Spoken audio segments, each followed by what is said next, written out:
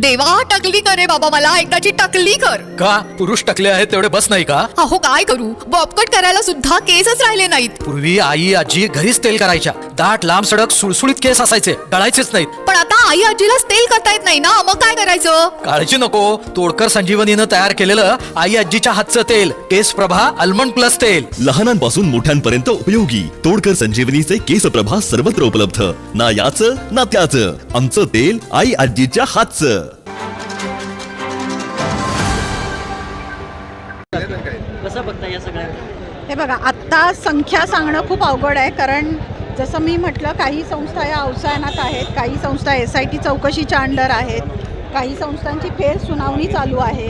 आत्ता कुठल्याही चौकशीचा निकाल न आल्यामुळं सरसकट सगळ्यांना ठराव पाठवले गेले, त्यामुळं सरसकट हे ठराव गोळा झालेले आहेत. त्यामुळे असू शकते संख्या, पण त्यातले आता किती दुबार निघतील, किती अवसायनात जातील आणि ह्या सगळ्या जेव्हा प्रक्रिया येतील होऊन तेव्हा आपल्याला खरा आकडा कळेल. 1900 आणि आताची 1500 त्यामध्ये दुबार भरपूर आहेत असं म्हणायचं आहे. आम्ही रिचेक केलेले आहेत. अवसायनात ज्या संस्था आहेत आत्ता लिस्टमध्ये, त्या संस्थांचे इतक्यात तरी आम्ही स्वीकारलेले नाही आहेत. त्यांचा निकाल लागल्यावरती जी लोक आमच्याकडे आलेले आहेत त्यांना आम्ही सांगितलं की तुम्ही आमच्या बाजूनी या म्हणून. पण आता शेवटचा दिवस आहे, सगळेजण आत्ता सबमिट करणारच. जर या 2 दिवसात निकाल लागला कुठलाही SITचा असो नाहीतर अवसायनाचा असो, तर त्या संस्थांचे ठराव ऑटोमॅटिकली बाजूला होतील.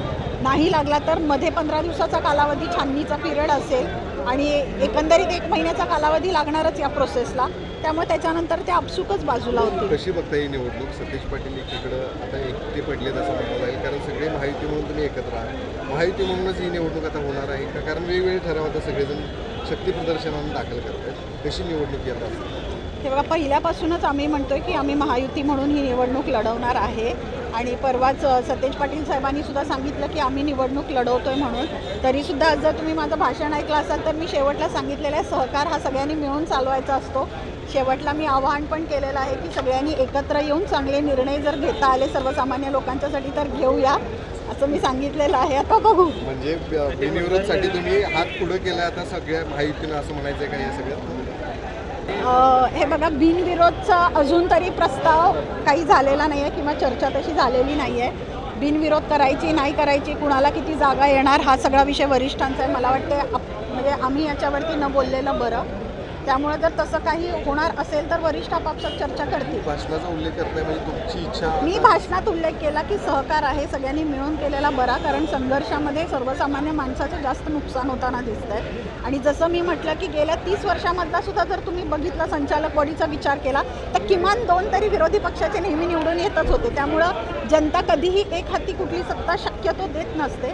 आणि जेव्हा जागा वाटपाचा निर्णय आपण म्हटला जातो तेव्हा महायुती ही गोकुळपुरती मर्यादित नाही आहे, महायुती ही राज्यात आहे. त्यामुळं राज्यातला मोठा भाऊ हा सगळीकडे सत्ता वाटपाचं समीकरण कसं होणार याबाबतचा विचार करेल. आणि मला असं वाटतं की दूध उत्पादकसुद्धा भाजपाच्या नेतृत्वामध्ये महायुतीच्या पॅनलला चांगलं स्वीकारतील. तुम्ही सहकार टिकला पाहिजे म्हणताय, पण परंतु धनंजय महाडिक म्हटले की ही इलेक्शन बिनविरोध, सतेज पाटील म्हणले आम्ही इलेक्शन बिनविरोध होऊन देणार. कोण म्हटलं? सतेज पाटील गेल्या शाहू होऊन देणार नाहीत म्हटले का? माझ्याकडे अजून प्रस्ताव आलेला नाही असं म्हटलं. हे बघा, अजून जोपर्यंत हे बघा, मी तुम्हाला म्हटलं मगाशी प्रस्ताव कोणाचाही कोणाकडे गेलेला नाही आहे, पण त्यांना त्यांची तयारी करावीच लागणार आहे. जोपर्यंत प्रस्ताव नाही आला याचा अर्थ इलेक्शन लागलेली आहे आणि आम्हाला सगळ्यांनाच एकमेकांचं, त्यांच्या पक्षाच्या विरोधात आमच्या पक्षाची तयारी आम्हाला करून आम्हाला निवडणूक लढवावीच लागेल. तेवढी तयारी आम्हाला ठेवावीच लागेल.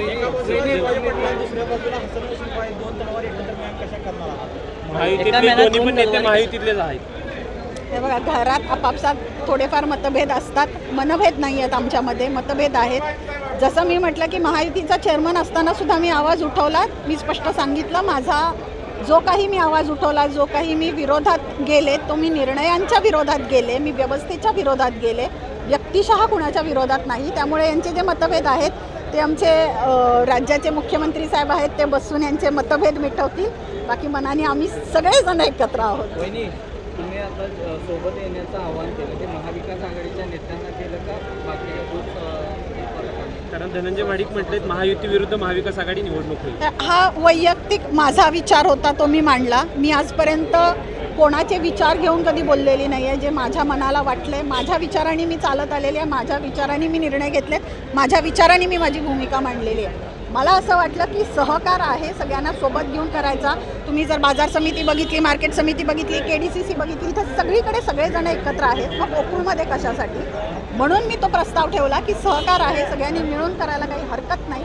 पण जोपर्यंत अशा वरिष्ठांच्या बरोबर चर्चा होत नाहीत तोपर्यंत आम्हाला प्रत्येकाला निवडणुकीची तयारी करावीच लागते. म्हणजे तुम्ही म्हणताय महायुती मात्र राष्ट्रवादीनं स्वतंत्र ठराव जे आहेत ते दाखल केले, कुठेतरी राष्ट्रवादी वेगळा निर्णय त्यावेळी मुश्रीफ राष्ट्रवादी वेगळा निर्णय हो ऐक ना, राष्ट्रवादी वेगळा निर्णय घेणार नाही. जेव्हा आपण 3-4 पक्ष एकत्र येऊन एखादी निवडणूक लढवतो तेव्हा प्रत्येकालाच वाटत असतं की मी कसा मोठा हे दाखवावं.